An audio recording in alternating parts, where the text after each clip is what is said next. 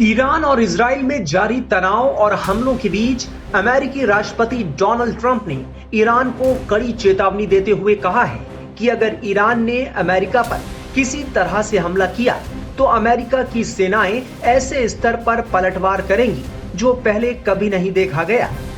Trump ने कहा कि शनिवार रात ईरान पर इजराइल द्वारा किए गए हमले में अमेरिका की कोई भूमिका नहीं थी, इसलिए अमेरिका पर किसी भी प्रकार का हमला गंभीर नतीजों को जन्म देगा। ट्रंप ने social media platform truth social पर पोस्ट करते हुए लिखा, हम आसानी से ईरान और इजराइल के बीच एक समझौता करवा सकते हैं और इस खूनी संघर्ष को समाप्त किया जा सकता है। डोनाल्ड ट्रंप की चेतावनी उस वक्त आई है जब इजराइल ने शनिवार रात ईरान पर एक बड़ा हवाई हमला किया। इस हमले में ईरान के रक्षा मंत्रालय के मुख्यालय, ऊर्जा संयंत्र और परमाणु स्थलों को निशाना बनाया गया। इजराइल के इस हमले के जवाब में ईरान ने जबरदस्त ढंग से पलटवार किया है। ईरान ने लगातार दूसरे दिन इजराइल पर हमला बोला, जिसमें हाइफा शहर को निशाना बनाया गया। ईरान के हमले में इजराइल को भारी नुकसान हुआ है और कई आम नागरिकों की जान जाने की खबरें हैं। ये अपेक्षित था, क्योंकि इजराइल के जो पिछले 36 घंटों से या 48 घंटों से जो हमले होते रहे हैं ईरान के ऊपर, वो उसके लिए हमें ईरान की सरकार ने अमेरिका को दोषी ठहराया है। कहा है कि ये अमेरिका की साझेदारी के बिना ये हमले नहीं होने थे। और हालांकि ट्रंप साहब ने ये दबाव डालने की कोशिश की है कि अगर ईरान समझौता कर लेता है तो कुछ उसके जो प्रतिष्ठान हैं, न्यूक्लियर इंस्टॉलेशंस जो हैं, वो बच जाएंगे इजरायली हमलों से, वरना तो सारा कुछ नेस्तनाबूद होने वाला है। इसको ईरान ने अपनी तरह से खारिज कर दिया है। और अगर सीधे सीधे कहना चाहें तो अगर इस समय ईरान अमेरिका से वार्तालाप करता तो वो दबाव में किया गया वार्तालाप होता कि इजराइल के हमलों की वजह से ईरान डर गया है और वो अमेरिका के साथ एक आसान सी संधि करने के लिए तैयार हो गया है, अपनी शर्तों से हट करके। और ऐसा उनके अपने घरेलू और क्षेत्रीय छवि के लिए बहुत खराब होता। तो ये जो ईरानी विदेश मंत्रालय का वक्तव्य है कि अमेरिका के साथ वार्तालाप का इस समय कोई मतलब ही नहीं है, ये इसी परिप्रेक्ष्य में देखा जाना चाहिए। शंघाई कोऑपरेशन एग्रीमेंट दरअसल एक गैर राजनीतिक संगठन है और इसका काम क्षेत्र में आर्थिक और तरह के सहयोग को बढ़ावा देने का है। लेकिन इसने एक निर्णय लिया है कि ईरान को एक समर्थन दिया जाए इजराइल के विरुद्ध, और ये भारत को स्वीकार्य नहीं है, क्योंकि इजराइल की निंदा करने का कोई औचित्य भारत को नजर नहीं आता। इस समय भारत ने शांति की अपील की है, प्रधानमंत्री ने खुद बात की है इजराइल के प्रधानमंत्री से इस बारे में, और विदेश मंत्री ने ईरान के विदेश मंत्री से बात की है।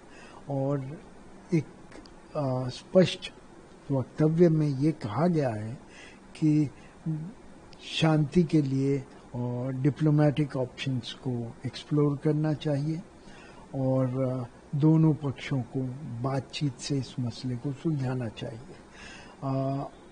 तो इस परिप्रेक्ष्य में अगर शंघाई कोऑपरेशन एग्रीमेंट का एक तरफी बयान आता है जिसमें ईरान तो सदस्य है एससीओ का लेकिन इजराइल नहीं है, और तो एक तरह से ये ईरान के समर्थन में वक्तव्य है जिसके बारे में भारत ने अपनी असहमति जाहिर की है।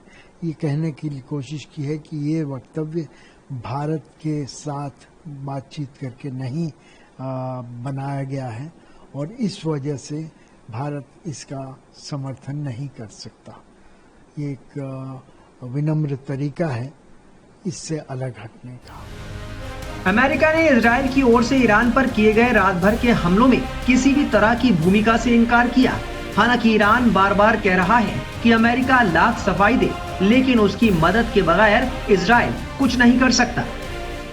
बहुत ही चिंताजनक बात है, क्योंकि इजराइल ने पहले भी जो वहां पर पश्चिम एशिया में जो किसी भी देश ने अगर प्रयास किया है न्यूक्लियर वेपन्स को या न्यूक्लियर एनरिचमेंट को करने का, तो उन्होंने उसके विरुद्ध ये अटैक्स किए हैं, हमला किया है। इराक के विरुद्ध किया था, सीरिया के विरुद्ध किया, परंतु ये जो अभी कल और आज किया है ईरान के विरुद्ध, ये सबसे बड़ा हमला है। और इसमें बहुत सारे उनकी जो न्यूक्लियर फैसिलिटीज हैं, मिसाइल फैसिलिटीज हैं, उनके जो सीनियर कमांडर्स हैं आर्मी के, उनको सबको उन्होंने ध्वस्त कर दिया है, नेस्तनाबूद कर दिया है। तो बहुत चिंता का विषय है जो अगर ये जो युद्ध है ये बढ़ता है और भी देश इसमें इन्वॉल्व होते हैं तो पूरे विश्व के लिए ये बहुत चिंता का विषय होगा। अभी पहले रूस और यूक्रेन का युद्ध पहले भी चल रहा है और इजराइल में हमास का युद्ध गाजा में पहले ही चल रहा है। तो ये अगर होगा तो इसका पूरी विश्व की शांति पर और अर्थव्यवस्था पर बहुत ही बुरा असर पड़ेगा। दोनों देशों के बीच में साठगांठ है। इसमें अमेरिका को पूरी तरीके से इसके बारे में मालूम था और अमेरिका के जो सेक्रेटरी ऑफ स्टेट है मार्को रूबियो, उन्होंने कहा है जो हम इसमें इन्वॉल्व नहीं है। राष्ट्रपति ट्रंप ने भी ये कहा है, परंतु ये उनकी शह पर ही काम किया गया है। दोनों में साठगांठ है, इजराइल और अमेरिका में, और इसीलिए अमेरिका ने ये धमकी दी है। उसने ये भी कहा है जो पहले हमने मोहलत दी थी ईरान को 60 दिनों की, जो वो हमारे साथ जो बातचीत कर रहा है न्यूक्लियर डील के बारे में, उसके बारे में पूरी उस जहां पर हस्ताक्षर करने हैं पूरे उसके बारे में सहयोग करे, परंतु उसने नहीं किया। और कल 61वां दिन था, तो इसीलिए इजराइल ने वहां पर हमला किया है। अभी भी चेतावनी दी है जो वो जल्दी से जल्दी इस न्यूक्लियर डील पर दस्तखत कर दे, हस्ताक्षर कर दे, नहीं तो उसका हाल और भी ज्यादा खराब होने वाला है। कोई भी देश, चाहे वो अमेरिका हो या इजराइल हो या और भी इस क्षेत्र के कोई भी देश हो, नहीं चाहते हैं जो ईरान के पास न्यूक्लियर वेपन्स आए। तो इसीलिए वो नहीं चाहते, कोई भी नहीं चाहता है जो वो उसकी एनरिचमेंट ऐसे क्रिटिकल लेवल पर पहुंचे जो वो न्यूक्लियर वेपन्स बना पाए। इसीलिए ये अमेरिका की शय से और ये इन सब जो यहाँ के देश हैं, खाड़ी के देश हैं, उनकी रजामंदी के साथ ही मेरे विचार से इजराइल ने जो हमला किया है ईरान के ऊपर, ये उन सबको सबसे बातचीत करके ही ये एक्शन लिया गया है। रविवार सुबह ईरान के मिसाइल हमले में इजराइल के तटीय शहर बटयाम में कम से कम 4 लोगों की मौत हो गई और 100 से ज्यादा लोग घायल हुए। शहर के मेयर ने ये जानकारी दी है। घटनास्थल पर राहत और बचाव का काम जारी है। इजराइल का अटैक, मेरे ख्याल से इसमें नया कुछ नहीं है, केवल नया यह है कि हुआ कब। ये होना था, अभी नहीं होता था, 1 साल बाद होता, 5 साल बाद होता, ये सिचुएशन आनी थी। 1 सेकेंडली, ट्रंप और अमेरिकन डिप्लोमेसी और मिलिट्री का रोल, बॉटम लाइन अमेरिका की ये है कि वो इजराइल के साथ खड़ा रहता है। चाहे जितनी मर्जी डिबेट्स हों, डिस्कशंस हों, फोन कॉल्स नहीं कर रहे ट्रंप और नेतन्याहू से रुस रखे इन अ वे, बट बॉटम लाइन एंड में जाके अमेरिका इजराइल के साथ ही होता है। अमेरिका को पता था इस अटैक के बारे में, अमेरिका ने मदद करी होगी इस अटैक में, अपनी सैटेलाइट इमेजरी वगैरह इजराइल को देके, इजराइल को डिफेंड करने में जो ईरान मिसाइल्स मांग रहा है। तो अमेरिका का रोल यही एक्सपेक्टेड था और है। जहां तक बात है प्राइम मिनिस्टर मोदी की, डेफिनेटली उन्होंने तो बहुत बहुत बहुत अहम बात कही है कि वर्ड्स सिंपल हैं पर उनका महत्व हमें समझना चाहिए कि इस समय हमें वहां पे पीस रिस्टोर होना चाहिए।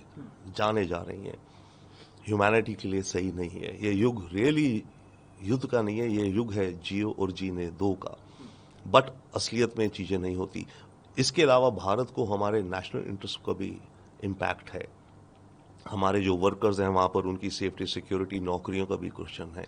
तेल की कीमतें बढ़ेंगी, तेल की कीमतें बढ़ेंगी तो इन्फ्लेशन बढ़ेगी, देश में महंगाई बढ़ेगी। इसके अलावा हमारा जो ऑब्जेक्टिव था ईरान के थ्रू सेंट्रल एशिया रशिया जाने का, इंटरनेशनल नॉर्थ साउथ कॉरिडोर, वो ब्लॉक हो जाएगा, पूरा सेंट्रल एशिया से हम कट जाएंगे। इसके अलावा इंडिया मिडिल ईस्ट कॉरिडोर जिसके जरिए हम यूरोप जा रहे थे, मोदी जी ने ये G20 में अनाउंस किया था, बहुत बड़ा ये प्रोजेक्ट है, वो खटाई में पड़ गया है टोटल। इसके अलावा इस सब उथल पुथल के बीच में चाइना को मौका मिलेगा इस इलाके में अपनी गेम्स खेलने का। तो मल्टीपल एस्पेक्ट्स हैं इस पर। ईरान के हमलों की शुरुआत शनिवार को हुई थी, जो रात भर और रविवार सुबह तक जारी रही। वहीं इजराइल के प्रधानमंत्री बेंजामिन नेतन्याहू ने कहा है कि ये हमले आने वाले दिनों में और बढ़ेंगे और ईरान को जो देखने को मिलेगा उसकी तुलना में कुछ भी नहीं है। इजराइल के प्रधानमंत्री बेंजामिन नेतन्याहू ने संयम बरतने की अंतर्राष्ट्रीय अपील को खारिज करते हुए कहा कि आने वाले दिनों में ईरान पर हमले बढ़ने वाले हैं।